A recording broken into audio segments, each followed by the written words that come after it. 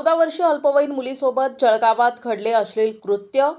तरुणाविरुद्ध गुन्हा दाखल, आरोपीला काही तासातच केली अटक। बुलढाणा जिल्ह्यातील जळगाव जामोद तालुक्यात दिनांक 15 जुलैला शिक्षण घेत असलेल्या 14 वर्षीय अल्पवयीन मुलीला फूस लावून जळगाव जामोद शहरालगतच असलेल्या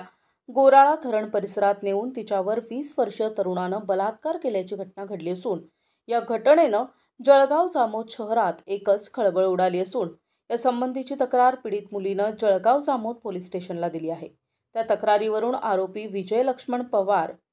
राहणार सुपोपळशी याच्या विरोधात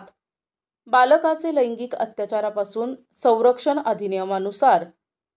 गुन्हा दाखल करण्यात आला असून आरोपी विजय पवार याला रात्री उशिरा मध्य प्रदेशातून जळगाव जामोद पोलीस स्टेशनचे PSI Nagesh Khade, police head constable Umesh Shegokar यांनी अटक केली असून सदर घटनेचा पुढील तपास ठाणेदार श्रीकांत निचरे यांच्या मार्गदर्शनात PSI नागेश खाडे करत आहेत।